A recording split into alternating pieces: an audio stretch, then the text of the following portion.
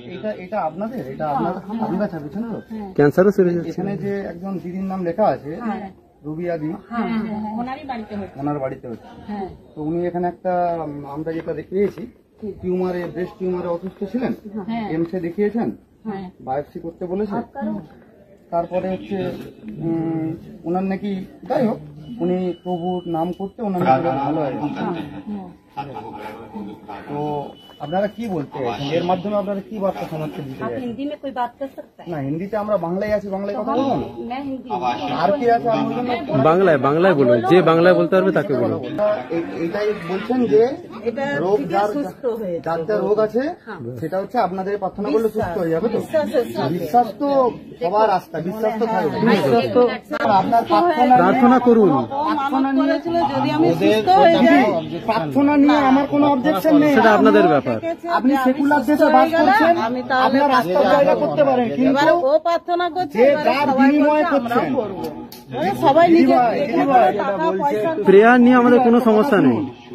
আরে আপনি প্রার্থনা করেন, কেউ হয়তো ধূপ জ্বালায়, কেউ নামাজ পড়ে, সেটা তার রাস্তার জায়গা, এতে আমার বলার অধিকার নেই। এটা যদি আমি আপনাকে বাই ফোর্সফুলি বলি আমি অপরাধ করছি, আপনি আস্থা পালন করুন না, কিন্তু এইগুলো আস্থা নয়। আজকে 2024 সালে দাঁড়িয়ে আপনি বলছেন মেডিকেল সায়েন্সে আপনারা যাচ্ছেন না, আমি এত কিছু করেছি medical science, apart from medical science আমরা আজকে এত কিছু চেঞ্জ করলাম প্রার্থনা করে। এই যে বক্তব্য, এগুলো সমর্থনযোগ্য নয়, এটা হতে পারে না। এর পিছনে যদি কোনো হিডেন এজেন্ডা থাকে, দেখুন আমাদের কাছে প্রুফ আছে যে এর পিছনে এজেন্ডা নিয়ে, একটা হিডেন এজেন্ডা নিয়ে মানুষকে, এত এত মানুষ এখানে বসে আছে, সবাই সবকিছুর ব্যাপারে নলেজেবল নয়, এটা আপনি বলতে পারবেন না। প্রত্যেকটা মানুষের এখানে জানেই না যে এই কি পরিমাণ কোন সমাজে বাস করছে, কি চলছে আজকের দিনে। আজকে এই মানুষগুলোকে যদি চেঞ্জ হয়, বৃহত্তর কনসিকুয়েন্সেস ফেস করবেন আপনারা।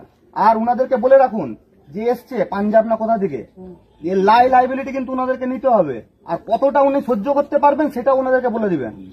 আজকে আপনি মহিলাকে আমরা মায়ের মতো ভাবি, ওই জন্য আপনাদের সাথে এসে ভালোভাবে কথা বলে গেলাম যে এই জিনিসগুলো করছেন, এর পিছনে হিডেন এজেন্ডা আমরা মনে করছি, সেটা আমরা লিগেল ওয়েতে আমরা মুভ করব। উনাদের কতটা সহ্য করতে পারেন সেটা ওনাদেরকে বলে দিবেন আজকে, ঠিক আছে? ওনাদের সাথে ওই জন্য কথা বলিনি। লাস্ট জিজ্ঞাসা করবেন যে তোমরা কতটা পর্যন্ত যেতে পারবে, যতটা যাবে আপনাকে আমি অ্যাসিওর করে গেলাম ওর থেকে বেশি আমরা যেতে পারবো। আর এখানে কোনো গাইডজরি নয়, আমি কিন্তু লিগেলি যাব, আমি লিগেল ওয়েতে যাব। আর এই ব্যক্তিগুলোর যদি কোনো কিছু হয়, এই যে যাদের নাম লেখা আছে তারও কিন্তু লিগেল কনসিকুয়েন্সেস আপনারা ফেস করবেন। আর আপনারা যদি আজকে অ্যাসিওর করেন এখানে যে হ্যাঁ সেটা ছাড়ছে, আমাদের এই 25টা ওয়ার্ডের মধ্যে 4-5টা পেশেন্ট আছে আমাদের জানা, তারা ক্যান্সারে আক্রান্ত রয়েছে, বিভিন্ন ধরনের ক্যান্সার, প্রোস্টেট ক্যান্সার থেকে শুরু করে অন্যান্য ক্যান্সারে। আমি নিয়ে আসবো আপনাদের এখানে, আমি দায়িত্ব নিয়ে আসবো। যদি ঠিক হয়, আপনাকে আমি কথা দিলাম, ওনাদেরকে বলবেন আমি ফার্স্টে কনভার্ট হবো, আমি যিশুর নাম করব। বলে রাখুন যে এসেছিল, যে বলছিল, ও নিজে বলেছে আমি যিশুর প্রচার করব, কিন্তু এটা সুস্থ কিন্তু হতে হবে দিদি। আর যার নাম করেছি, ইনি যদি কোনো কারণে অসুস্থ হন বা যা কিছু হন, আমি জানি না উনি আদৌ অসুস্থ, সুস্থ না কারা এগুলো করেছে। আপনারা দাবি করছেন যে আমাদের এত কিছু সমস্যা ছিল, আমরা নাম করেছি, যিশুর নাম করেছি, সেরে গেছে। ভালো কথা, ছাড়লে তো ভালো, আমাদের কোনো আপত্তি নেই। কিন্তু যেভাবে সমাজকে মিসলিড করছেন, এটাকে আপনাদের মনে হচ্ছে যে আপনারা ঠিক করছেন?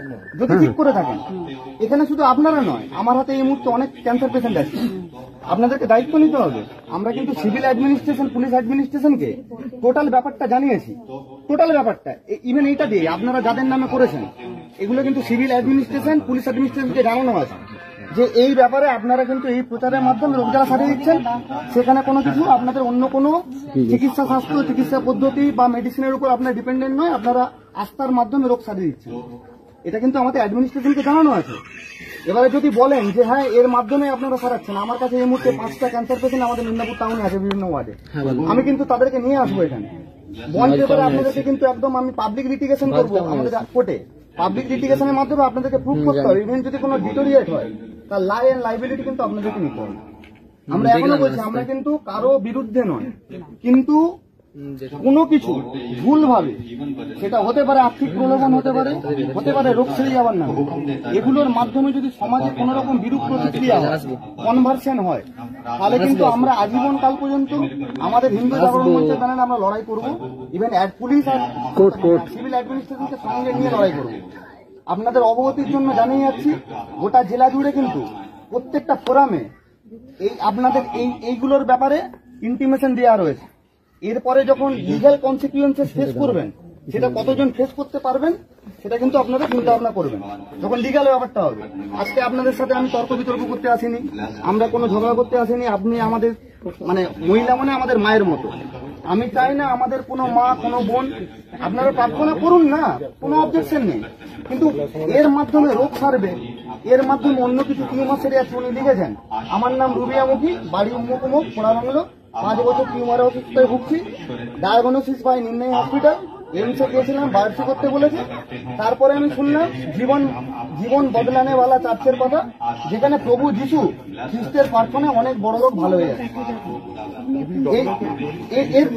এর রিলেভেন্ট ডকুমেন্টস আপনার কাছে কি আছে, যেখানে কি চিকিৎসা করেছিল?